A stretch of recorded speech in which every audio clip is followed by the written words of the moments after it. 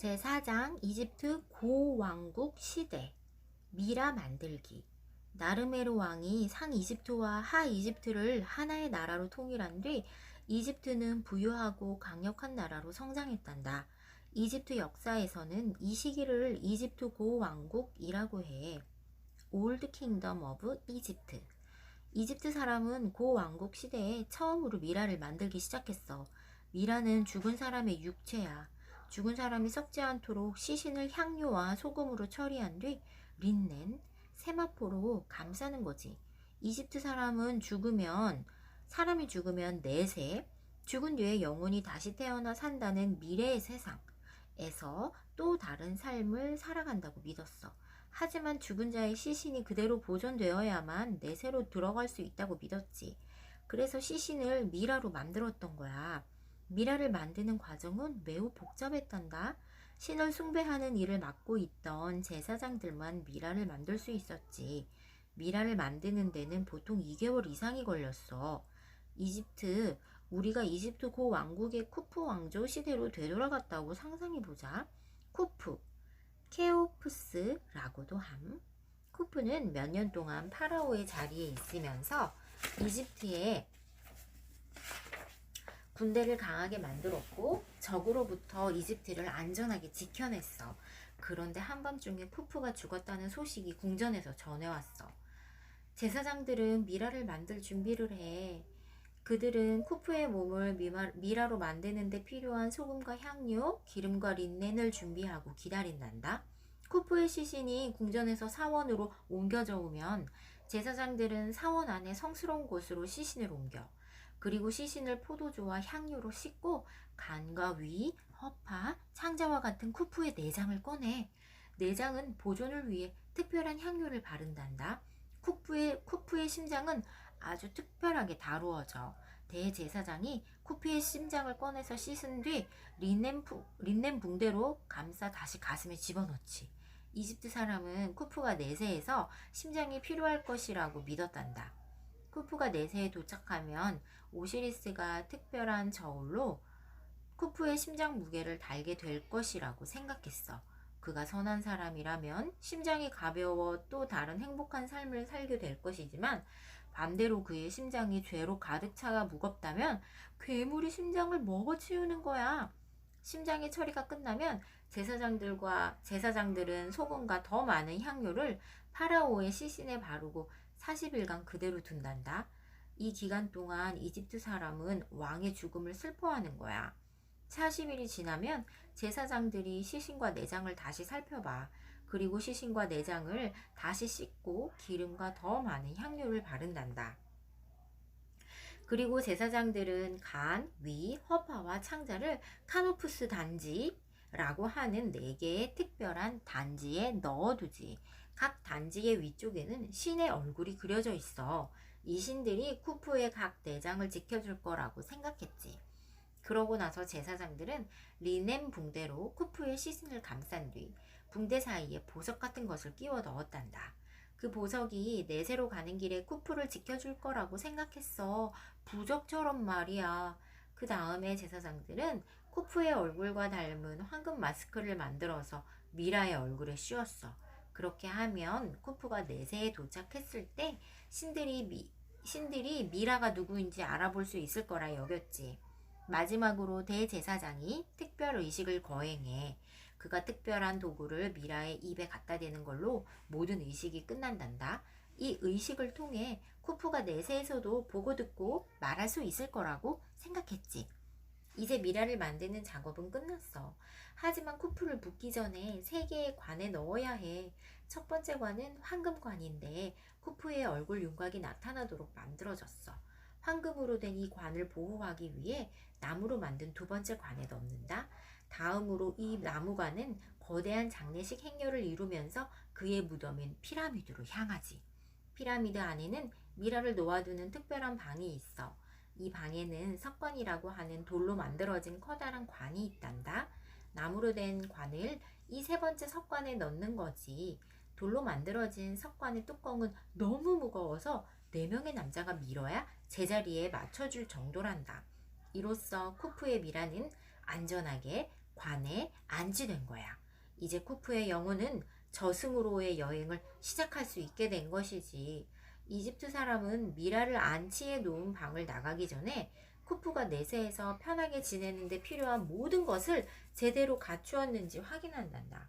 그 방은 쿠프가 사용했던 가구와 보석, 옷과 음식들로 채워놓았지. 쿠프가 가지고 놀 오락거리와 그가 읽을 만한 두루마리로 된 책도 넣어둔단다. 또 쿠프가 내세로 항해할 수 있도록 피라미드 옆에 진짜 크기의 배를 같이 묻어두었지. 이 모든 절차가 끝나면 미라를 안치해 놓은 방에서 나와 문을 밀폐하는 거야.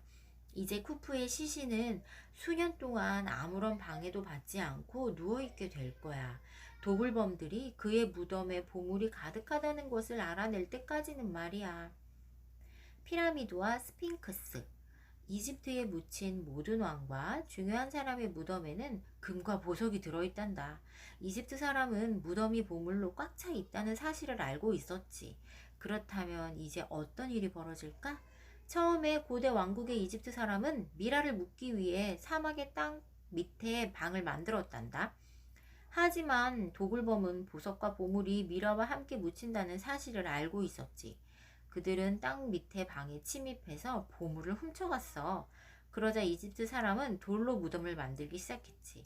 거대한 돌덩이의 한가운데를 파서 방을 만든 뒤 미라와 옷, 가구, 보석을 방의 구멍으로 떨어뜨렸어. 그러고 나서 사람들이 들어가지 못하도록 구멍을 돌로 막아버렸지. 이런 무덤을 석실묘라고 한단다. 하지만 석실묘는 파라오에게는 성이 차지 않았단다. 파라오는 피라미드라고 하는 거대한 무덤에 묻혔지. 피라미드는 파라오와 그의 보물을 안전하게 지킬 수 있는 거대한 성체였단다. 그리고 피라미드가 파라오의 무덤이 된 중요한 이유가 또 하나 있어. 피라미드는 뾰족하게 하늘을 향하고 있지. 이집트 사람은 파라오가 신이라고 생각했기 때문에 죽은 뒤에는 하늘로 올라가 다른 신들과 함께 지낸다고 믿었어. 그래서 죽은 파라오가 계단처럼 생긴 피라미드의 옆면을 이용해 하늘로 올라간다고 생각했지. 쿠프는 죽기 전에 20년에 걸쳐서 자신의 피라미드를 지었단다. 그는 자신이 죽으면 그 피라미드에 묻힐 것이라는 사실을 알고 있었어. 그래서 그 어떤 피라미드보다 자신의 피라미드를 크게 만들고 싶어 했지. 그의 피라미드는 오늘날 이집트의 수도인 카이로 근처 기자라는 곳에 사막에 아직까지 세워져 있어. 이집트 사람이 파라오를 위해 만들었던 35개의 피라미드 중에서 이 쿠프의 피라미드가 가장 크기 때문에 대피라미드라고 부른단다. 대피라미드는 4천년 동안 세계에서 가장 높은 건축물이었어. 그것은 200만 개 이상의 돌덩이로 만들어졌으며 돌덩이 한 개의 무게만 해도 거의 3톤에 달하지. 이것은 코끼리 한 마리의 무게와 맞먹는 무게란다. 그런데 이집트 사람에게는 오늘날의 크레인이나 불도저 같은 기계가 없었어. 대신 그들은 돌과 구리로 된 연장을 가지고 손으로 돌덩이를 잘라냈지. 그러고는 바위덩이의 경사진 부분을 만들어 피라미드 옆면을 세우고 돌덩이를 밧줄로 묶어서 경사진 바위덩이 위로 끌어올렸어. 가장 큰 돌을 움직이기 위해서는 수백 명의 사람이 함께 당겼지. 수천 명의 이집트 사람이 몇 년에 걸쳐 대피라미드를 만드는 일에 동원되었단다. 드디어 피라미드가 완성되었지. 마지막으로 이집트 사람은 경사진 바위덩이들 위에 흰 석회암 판을 덮어 씌웠어. 고고학자들은 대피라미드 맨 꼭대기에 있는 뾰족한 돌에는 금이 씌워져 있을 거라고 생각한단다. 흰 석회암과 금으로 된 꼭대기는 지금 볼 수는 없지만 대피라미드가 처음 지어졌을 때는 그 꼭대기가 햇빛을 받아 찬란하게 빛났을 거라고 생각하는 거지. 대피라미드의 내부에는 쿠프의 미라를 안치하기 위한 방이 있었어. 또 텅 빈 방도 있고 채 완성되지 않은 방과 죽음으로 이어지는 통로도 있었지. 쿠프는 피라미드에 침입하는 도둑들이 보물을 찾아내기 전에 미로의 방 속에 빠지도록 만든 거야. 피라미드가 완성된 뒤 기술자들은 밖으로 이어지는 문을 밀폐했어. 또한 피라미드로 들어가는 길을 차단하기 위해 통로에 커다란 돌막의 장치도 해놓았단다. 일을 마친 기술자들은 땅을 파서 만들어 놓은 작은 피난 통로를 통해서 사막의 밖으로 나왔지. 대피라미드에는 그것을 지키는 개가 있어. 이집트 사람은 대피라미드 바로 옆에 머리는 사람이고 몸은 사자였다는 상상 속의 동물 스핑크스처럼 생긴 신기한 기념물을 만들어 놓았단다. 오늘날 우리는 이 거대한 석회암 동굴을 대스핑크스라고 부르고 있지. 대스핑크스의 높이는 11명의 사람이 서로의 어깨를 밟고 올라서 있는 것과 비슷한 높이야. 넓이는 축구장만 하고 스핑크스는 쉽게 잘라지고 부서지는 석회암으로 만들어져 있어. 하지만 사막의 모래에 뒤덮여 있었기 때문에 지금까지 남아있을 수 있었지. 비록 스핑크스의 코가 부서지긴 했지만 거의 5,000년이 지난 지금도 우리는 사람의 얼굴을 하고 있는 스핑크스를 여전히 볼 수 있어. 많은 사람이 피라미드를 지키기 위해 스핑크스가 만들어졌다고 생각하고 있단다.